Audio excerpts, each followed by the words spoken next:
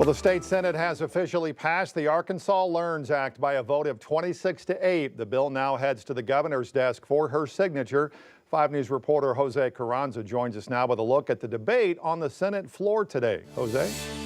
Yeah, with 144 pages and amendments added to the bill, state lawmakers continue to question the bill we've all come to know as the Learns Act. It was passed with a majority vote, but it was met with both applause and concerns.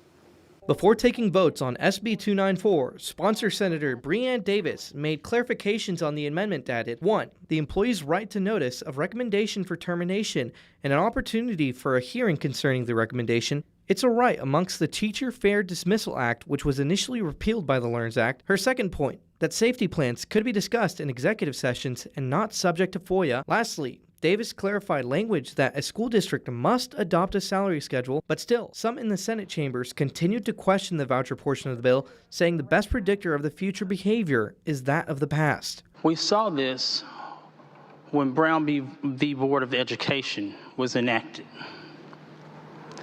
Vouchers were used when we were told that we had to integrate schools. I am going to speak to the results. And the results was that vouchers were used once integration was put into place. And what was the result of that? It segregated our schools. When questioned about the salary increase in the salary schedule, Senator Davis said districts typically rely on adequacy funds for step increases.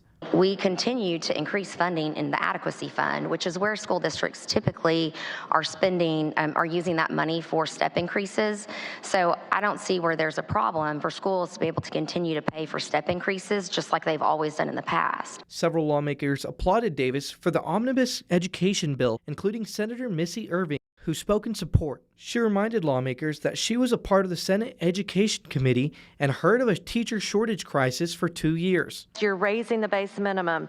You're attracting more to the profession. You have the state teacher education program with loan forgiveness in critical shortage areas. That's exactly what we heard over and over and over again for the past 2 years. During her closing statement, Davis told lawmakers that hundreds of people and thousands of hours have gone into this bill, but there's more work to be done. The Department of Ed will now begin to put together working groups made up of educators all over our state to develop the rules to ensure the success of not just this bill, but the success of the current generation moving through our school system, to ensure the success of future generations, to ensure the success of Arkansas.